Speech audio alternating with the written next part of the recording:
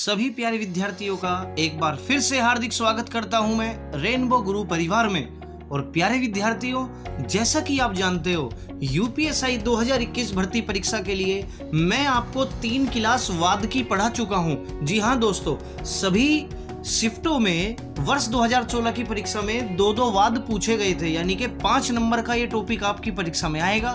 तो सभी विद्यार्थी इसको डेली पढ़िए ध्यान से।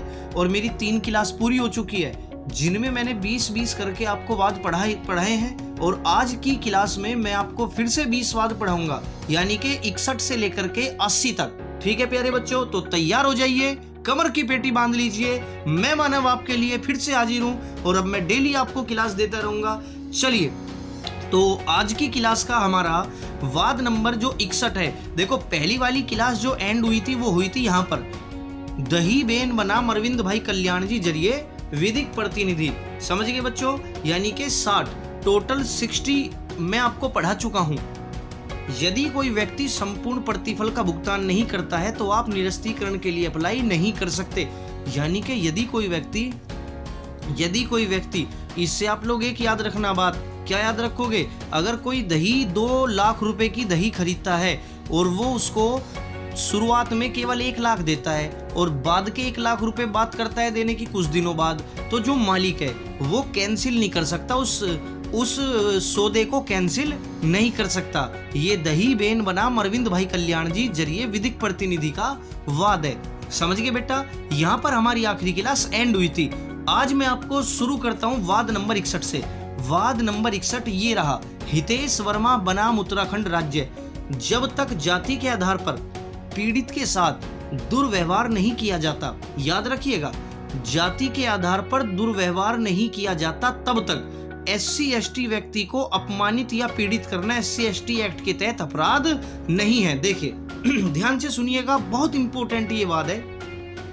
हितेश वर्मा बनाम उत्तराखंड राज्य वाद में कहा गया था कि जब तक किसी SC/ST व्यक्ति को पीड़ित किया जाएगा बिना जाति के आधार के, यानी कि उसको जाति सूचक शब्द ना कहा जाए, इस टाइप से, समझ गए, तब तक वो अपराध जो है वो SC/ST एक्ट में नहीं आएगा। हाँ, अगर कोई किसी को जाति सूचक शब्दों का प्रयोग करके पीड़ित को दुर्व्यवहार करता है, उसके साथ मार पिटाई करता है, तब SC/ST एक्ट उस पर लगेगा, वरना नहीं लगेगा। तो कहीं ना कहीं ये एक्ट बहुत इंपॉर्टेंट हो जाता है। आइए बढ़ते हैं वाद नंबर 62 की ओर। झारखंड राज्य व अन्य versus Brahmaputra metallics limited Ranchi व अन्य।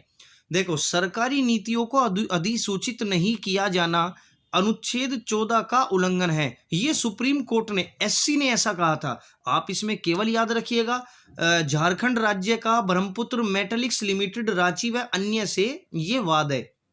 क्या था इस वाद में बेटा? सरकारी नीतियों को अधिसूचित नहीं किया जाना अनुच्छेद 14 का उल्लंघन है। ठीक है बच्चों, अनुच्छेद 14 हमारा मौलिक अधिकार है जिसमें प्रिवेंटिव डिटेंशन वगैरह की बातें भी की गई है। ठीक है बच्चे, तो याद रखिएगा। इसके बाद आते हैं वाद number 63, Manisha Priyadarshini versus Aurobindo college व अन्य। सुप्रीम कोर्ट ने कहा मातृत्व अवकाश नौकरी खारिज करने का अधिकार नहीं है। ये बहुत इंपॉर्टेंट वाद है, आप फिर से सुन लीजिए। मनीषा प्रियदर्शनी वर्सेस औरबिंदो कॉलेज व अन्य। देखो, यदि किसी महिला को, कोई महिला प्रेग्नेंट है तो उसको कम से कम 2-3 महीने पहले छुट्टी मिल जाती है। तो ये नहीं कि वो कंपनी उस औरत को ये कह देगी या उस महिला को या उस प्रेग्नेंट महिला को ये कह देगी कि तुमने तो मातृत्व अवकाश लिया है, यानी कि मैटरनिटी लीव आपने ली है, आपकी नौकरी खारिज होगी। नहीं बच्चे, ऐसा नहीं कर सकता कोई। समझ गए? तो इस वाद में कहा गया कि सुप्रीम कोर्ट ने कहा कि जो मातृत्व अवकाश होता है, मैटरनिटी जो लीव होती है, बच्चा पैदा होने से पहले कोई महिला 2 से 3 महीने पहले छुट्टी जो लेती है, वो नौकरी खारिज करने का आधार नहीं माना जाएगा। समझ गए जी? ऐसा किस वाद में कहा गया? Manisha Priyadarshini versus Aurobindo college. आप औरबिंदो कॉलेज से इस वाद को याद रख सकते हो। इसके बाद आते हैं बेटा हम वाद नंबर 64 की तरफ। देखो बच्चे, अब ये वाद नंबर 64 आपको क्या कहता है, ध्यान से सुनिएगा। राम शरण मौर्य और अन्य बनाम यूपी स्टेट।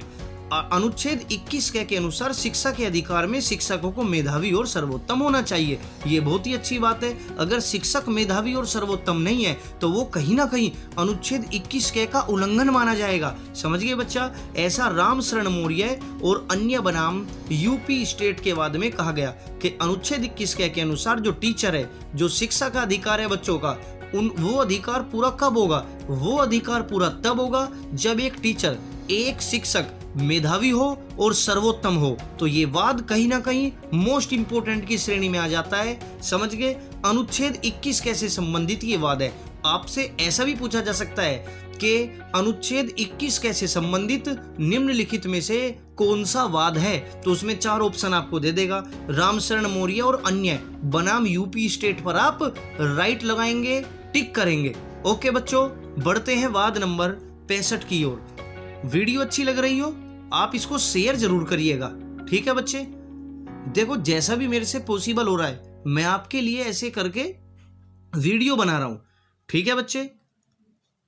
मैं भी जानता हूं लॉकडाउन लगा हुआ है, बहुत दिक्कतों का सामना सभी को करना पड़ रहा है, मुझे भी, आपको भी, लेकिन फिर भी मैं जैसा भी है आपके लिए क्लासे निरंतर डालता रहता हूं। देखो, chief manager PNB versus Amit Kumar Das. गलत जानकारी देना या छुपाने वाले उम्मीदवार सेवा में बने रहने के अधिकार का दावा नहीं कर सकते। यानी कि अगर कोई गलत जानकारी देकर कहीं भर्ती में कार्यरत हो जाता है और बाद में पता चल जाता है तो वो उम्मीदवार सेवा में बना रहने के अधिकार का दावा कर ही नहीं सकता कोर्ट में। वो ये नहीं कह सकता कि भाई तुम्हारी गलती है, तुमने पहले ही क्यों जांच नहीं करी। ऐसा कुछ नहीं है। तो ये chief manager PNB versus Amit Kumar Das का वाद है। समझ गए बच्चे? याद रखोगे ना? गलत जानकारी देना और छुपाने वाले उम्मीदवार सेवा में बने रहने के अधिकार का दावा बिल्कुल नहीं कर सकते। चलिए अब आते हैं हमारे पर्यावरण के रक्षक कहे जाने वाले एमसी मेहता बनाम तमिलनाडु राज्य 1991। ये 2 वाद हैं, 1991 और अगला आएगा 1996। पहले आप 1991 का वाद देखिए। देखो बच्चों, ये आपको याद रखना पड़ेगा सन से, ईयर बाय ईयर आपको एमसी मेहता के वाद याद रखने होंगे, ठीक है बच्चा? देखो, अब ये है, इस मामले में सुप्रीम कोर्ट ने निर्णय दिया कि दिया सलाई एवं विस्फोटक सामग्री बनाने वाले कारखानों में बच्चों या बालकों को श्रमिक के तौर पर नहीं रखा जा सकता। ये कितना इंपॉर्टेंट वाद हो जाता है, ठीक है प्यारे बेटा? एमसी मेहता बनाम तमिलनाडु राज्य 1991। समझ गए? सुप्रीम कोर्ट ने यह कह दिया था कि जहां भी विस्फोटक सामग्री बनती है वहां पर बच्चों को नौकरी पर नहीं रखा जा सकता। और ध्यान से सुन लीजिएगा, अनुच्छेद 39F जो और 45 के तहत 14 साल से कम आयु के बच्चों को काम पर नहीं रखा जा सकता। ये दोनों के दोनों हमारे नीति निदेशक तत्व में बच्चों, जो अनुच्छेद 36 से लेकर के 51 तक आते हैं। क्लियर बेटा? अनुच्छेद 39F और अनुच्छेद 45 के तहत 6 से 14 साल तक के बच्चों को काम पर नहीं रखा जा सकता। क्लियर है बच्चे? अब आते हैं वाद नंबर 67। देखो बेटा, वाद नंबर 67 क्या कहता है? एमसी मेहता बनाम तमिलनाडु राज्य 1996।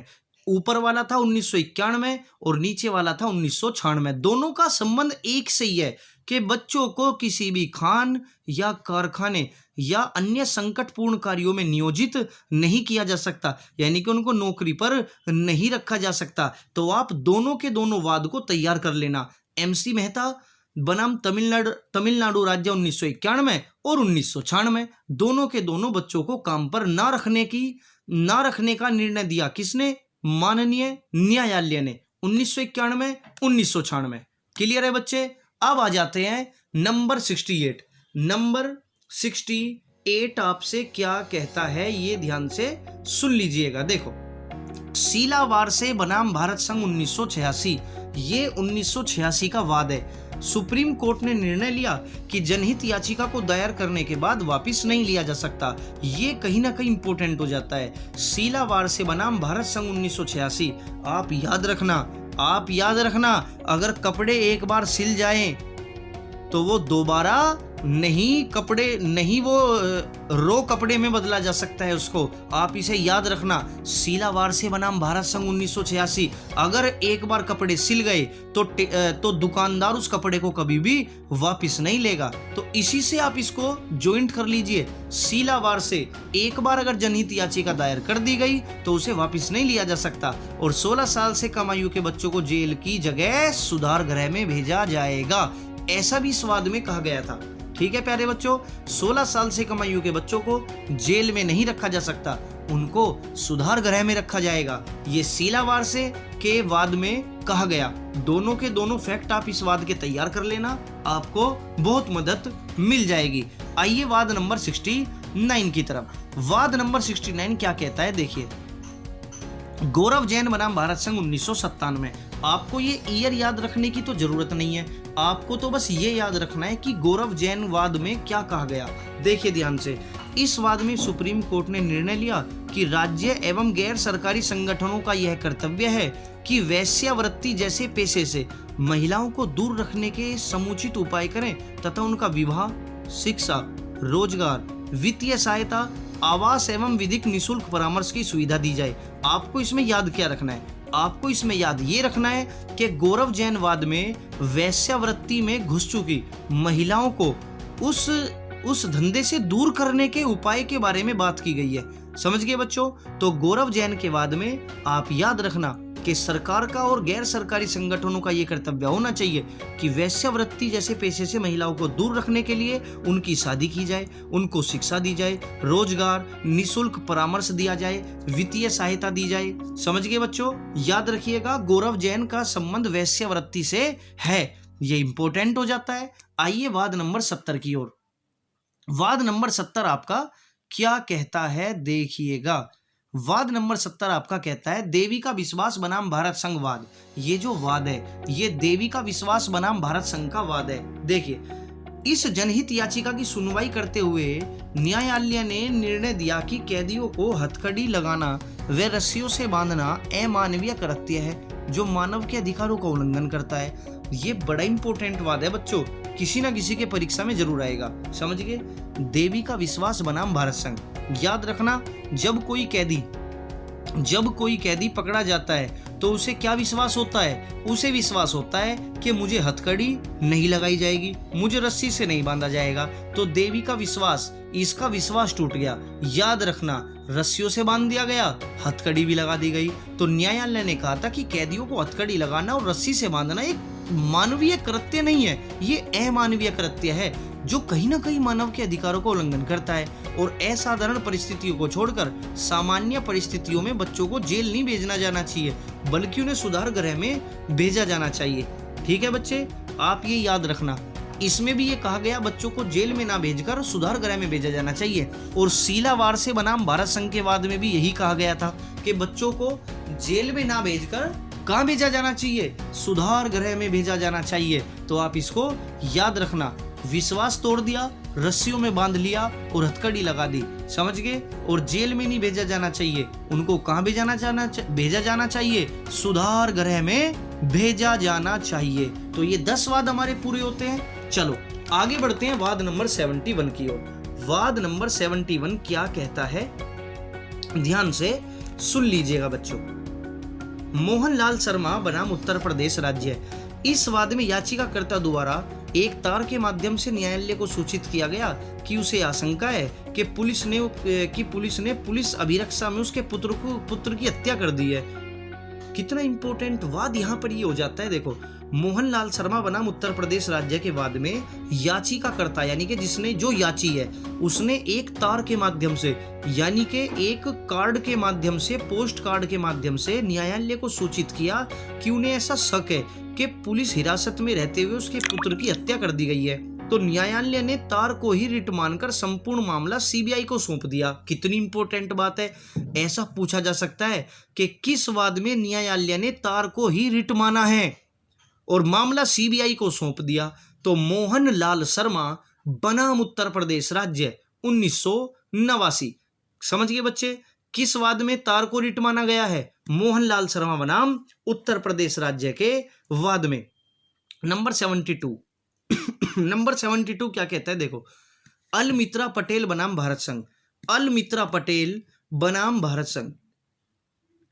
और देखो प्यारे विद्यार्थियों, मैं आपको ये कहना चाहता हूं, देखो यदि आपके घर में भी कोई कोरोना का मरीज है तो आप उसका हौसला बढ़ाइए और कोशिश करिए कि उनके पास आप लोग जाएं, लेकिन बहुत कम जाएं, समझ गए ना, उनका हौसला बढ़ाइए, क्योंकि इस समय में हौसला बढ़ाने वाले बहुत कम है, मजाक लेने वाले बहुत ज्यादा हैं, समझ गए बच्चों।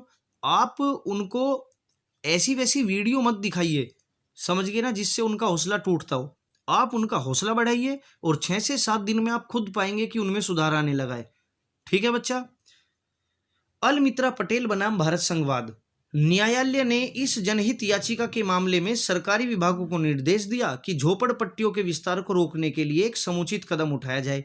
देखो, जो दोस्त होते हैं, जो मित्र होते हैं, वो क्या चाहते हैं कि मेरा मित्र झोपड़पट्टी में ना रहे, समझ गए बच्चों, हो गया कनेक्ट। मित्र झोपड़पट्टी में नहीं रहना चाहिए हमारा, याद रखना।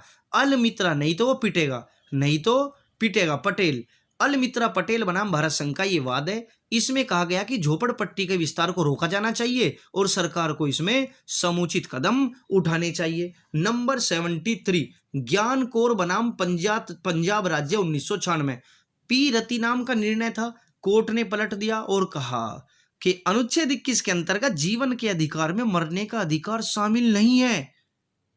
देखो ये जो वाद है, इससे हमें क्या ज्ञान मिलता है? ज्ञान कौर बनाम पंजाब राज्य में हमें ये ज्ञान मिलता है कि अनुच्छेद 21 जो हमें जीने की गारंटी का अधिकार देता है, अनुच्छेद 21 जो हमसे कभी भी छीना नहीं जा सकता, वो जीवन के अधिकार में उसमें मरने का अधिकार शामिल नहीं है। ऐसा क्यों कहा गया? ये निर्णय पलट दिया गया था। ज्ञान कौर बनाम पंजाब राज्य के वाद में पी रतिनाम वाद का निर्णय पलट दिया गया। अब ये पी रतिनाम का निर्णय क्या था, आइए जरा पढ़ते हैं। नंबर 74 पे सुप्रीम कोर्ट ने ये कह दिया था कि अनुच्छेद 21 में जीने का अधिकार में मरने का अधिकार भी शामिल है। बताओ कितनी क्या बात है ये भाई।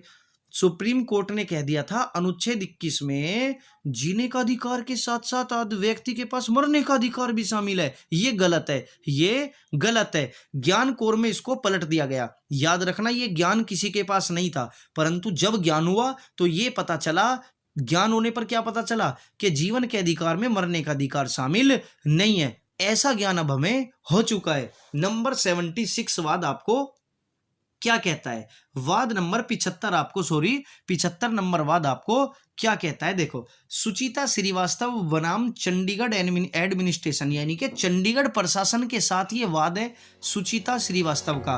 कोई महिला अपने बच्चे को पैदा करे या ना करे, अनुच्छेद 21 के तहत ये उसका अधिकार है। अतः कोई महिला मैथुन से मना भी कर सकती है, वह कोई भी गर्भ निरोधक का साधन अपना सकती है। यहाँ पर ध्यान से आप सुनिएगा, ये जो सुचिता श्रीवास्तव वर्सेस चंडीगढ़ एडमिनिस्ट्रेशन का वाद है, इसमें सुप्रीम कोर्ट ने ये कह दिया था कि महिला का अपना हक है कि वो माँ बनना चाहती है, क्या वो नहीं बनना चाहती है, और अनुच्छेद 21 के तहत ये उसका मौलिक अधिकार है, ये उसकी जीने की स्वतंत्रता है। समझ गए? अतः कोई महिला, ये नहीं है कि वो आपकी पत्नी है तो वो आपकी है, आप कुछ भी कर सकते हो उसके साथ, ऐसा नहीं है। कोई भी महिला मैथुन से यानी संबंध स्थापित करने से मना भी कर सकती है, या फिर कोई गर्भ निरोध का साधन भी ले सकती है। यानी कि अगर किसी के कोई प्रेग्नेंट हो जाए तो वो गर्भ निरोधक गोलियां भी ले सकती है, कोई उस पर केस नहीं कर सकता। ऐसा सुचिता श्रीवास्तव वर्सेज चंडीगढ़ प्रशासन के वाद में कहा गया था। तो कहीं ना कहीं ये वाला वाद बड़ा इंपॉर्टेंट हो जाता है कि भाई कोई महिला बच्चा पैदा करना चाहती है या नहीं चाहती है, वो उसका अधिकार है, वो मना भी कर सकती है। समझ गए ना? शादी के बाद की बात मैं ये कर रहा हूँ, शादी के बाद भी कोई महिला चाहे तो वो मना कर सकती है बच्चा पैदा करने से। ठीक है बच्चे, तो सुचिता श्रीवास्तव के वाद में याद रखना। चलिए सवाल नंबर 76, श्रीपति दूबल वर्सेज महाराष्ट्र राज्य। सर्वप्रथम बंबई हाई कोर्ट ने 1978 में कहा था कि अनुच्छेद 21 के तहत जीने के अधिकार में मरने का अधिकार भी शामिल है, तथा आईपीसी की धारा 309 जो आत्महत्या को अपराध घोषित करती है वो असंवैधानिक है। देखो ये वाला जो वाद है और पी रति नाम का जो वाद अभी पढ़ाया था, कहीं ना कहीं दोनों वाद में कुछ ना कुछ समानता है। देखो दोनों में क्या कहा गया, देखो, जीने के अधिकार में मरने का अधिकार भी बताया गया, तथा आईपीसी की धारा 309 जो आत्महत्या को अपराध घोषित करती है, इस वाद में कहा गया कि वो गलत है, यानी कि आत्महत्या करना एक अपराध नहीं है। तो पी रतिनाम वाद में भी यही कहा गया था, पी रतिनाम वाद में भी यही कहा गया था। याद रखना, श्रीपति दुबल और पी रतिनाम दोनों एक जैसे हैं। श्रीपति दुबल भी और पी रतिनाम भी, ये दोनों एक जैसे वाद हैं। सबसे पहले बंबई हाई कोर्ट ने यह कह दिया था कि अनुच्छेद 21 के तहत जीवन के अधिकार में मरने का अधिकार शामिल है, तथा आईपीसी की धारा 309 जो आत्महत्या को अपराध घोषित करती है वो गलत है, यानी कि वो अपराध नहीं है। इस वाद के अनुसार वो अपराध नहीं है। जबकि पी रतिनाम के निर्णय को पलट दिया गया था जब हमें ज्ञान हुआ कि आत्महत्या तो अपराध है। ज्ञान कौर बनाम पंजाब राज्य 1996 के वाद में, वो अभी मैंने आपको पहले पढ़ा दिया। अभी देखो 77 छोटा सा वाद है, मुरली देवरा बनाम भारत संघ, सॉरी। देखो, अगर किसी के हाथ में मुरली है तो उसके हाथ में धूम्रपान नहीं हो सकता, ये बात आप याद रखना। अगर हाथ में मुरली है तो उसके हाथ में सिगरेट बीड़ी कैसे हो सकती है? धूम्रपान निषेध करता है ये सार्वजनिक स्थानों पर। अरे भाई, अपने घर में पीजिए आप, सार्वजनिक स्थानों पर आप नहीं पी सकते। कॉलेज में, स्कूल में, कोचिंग सेंटर में, हॉस्पिटल में, कहीं पर्यटक स्थल में, मंदिर में, सड़क पर, मेट्रो में, रेलगाड़ियों में, कहीं भी सार्वजनिक स्थानों पर धूम्रपान निषेध है। कौन कौन करता है धूम्रपान निषेध? मुरली देवरा बनाम भारत संघ करता है। नंबर 78 क्या कहता है? देखिए, इमैनुअल बनाम केरल राज्य 1986 राष्ट्रगान के समय चुप रहने का अधिकार देता है। कौन देता है? इमैनुअल बनाम केरल राज्य 1986। ये छोटे छोटे से वाद हैं, इनका संबंध मैंने लिख दिया कि भाई सार्वजनिक स्थानों पर सिगरेट धूम्रपान करना निषेध है। ऐसा किस वाद में कहा गया? मुरली वाद में कहा गया। इतना सा भी याद कर लोगे कि भाई मुरली जिसके हाथ में है धूम्रपान निषेध कर सकता है वो। नंबर 78 इमैनुअल बनाम केरल राज्य राष्ट्रगान के समय चुप रहने का अधिकार देता है। ये जब राष्ट्रगान बजेगा तो आपके पास अधिकार है, आप चुप रहेंगे।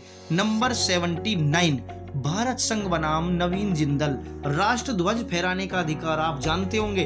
अनुच्छेद आर्टिकल नंबर कौन सा? जल्दी से बताइए कमेंट करके।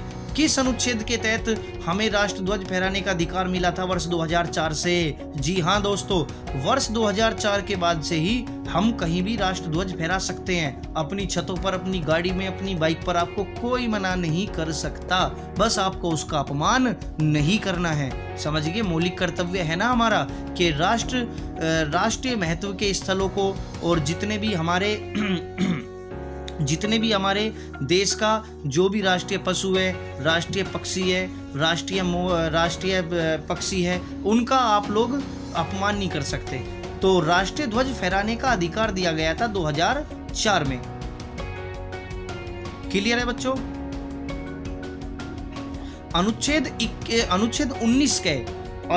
19 के हमें ये देता है अधिकार, झंडा फहराने का अधिकार देता है। समझ गए बेटा? वर्ष 2004 में हमें झंडा फहराने का अधिकार दिया गया था। किस वाद के तहत? नवीन जिंदल, याद रखना बस, नवीन जिंदल क्या याद रखोगे बच्चे? नवीन जिंदल याद रखोगे। नवीन जिंदल के वाद में ही 2004 में सुप्रीम कोर्ट ने फैसला दिया था कि सभी भारतीयों को राष्ट्रीय ध्वज फहराने का पूरा अधिकार है। समझ गए? और अनुच्छेद 19 के कौन से बच्चे? आर्टिकल 19 के तहत भी हमारा ये मौलिक अधिकार है। मैं लिख भी देता हूं, आर्टिकल,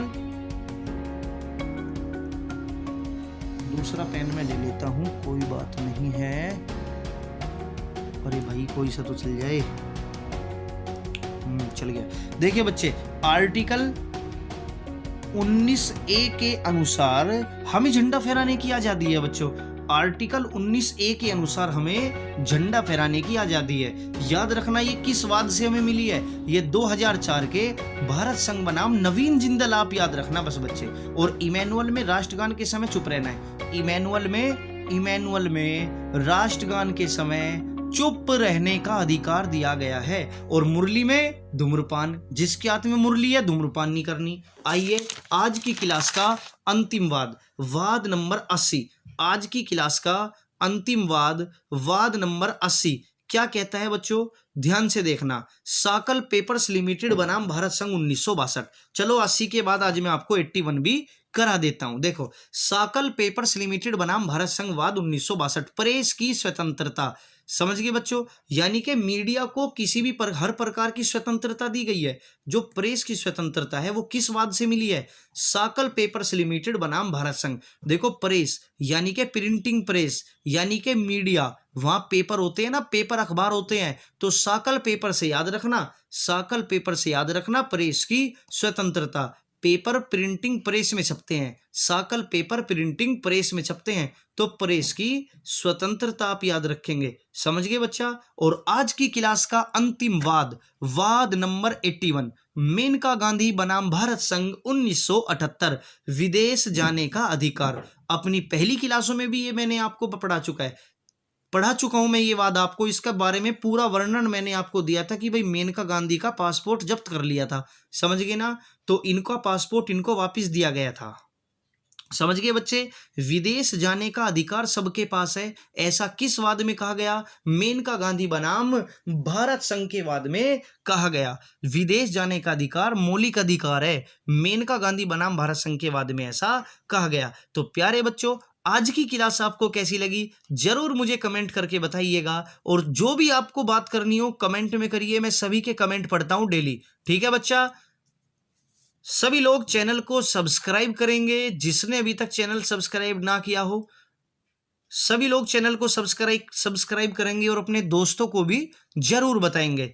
समझ गए। सभी लोग अपना बहुत सारा ध्यान रखिए। अब हमारी ये 4 क्लास पूरी हो चुकी है और टोटल 81 वाद मैं आपको पढ़ा चुका हूं। अगली क्लास फिर आएगी, समझ गए, उसमें फिर से 20 वाद आपके होंगे, सुप्रीम कोर्ट के न्यायिक फैसले आपके होंगे। देखो दोस्तों, कानून 2 प्रकार से बनता है, कानून बनता है 2 प्रकार से। एक तो प्रकार यही है जो मैं आपको पढ़ा रहा हूं, यानी कि जजों के जो फैसले होते हैं ना, एक तो वो होता है, और एक कानून बनाती है संसद अधिसूचना जारी करके। समझ गए बच्चे। तो कानून 2 प्रकार से बनाए जाते हैं, एक तो जजों के फैसले कानून बन जाते हैं, और दूसरा हमारी संसद बनाती है कोई भी अधिनियम को पारित करके, किसी भी अधिसूचना को पारित करके। ठीक है प्यारे बच्चों, तो अब मैं चलता हूं, कल फिर से मिलेंगे। क्लियर है बच्चों। सभी लाइक करके जाना, शेयर करना, और चैनल को जिसने सब्सक्राइब नहीं किया हो चैनल को अभी सब्सक्राइब करना। ठीक है प्यारे बच्चों, गुड बाय, टेक केयर, जय हिंद, जय भारत।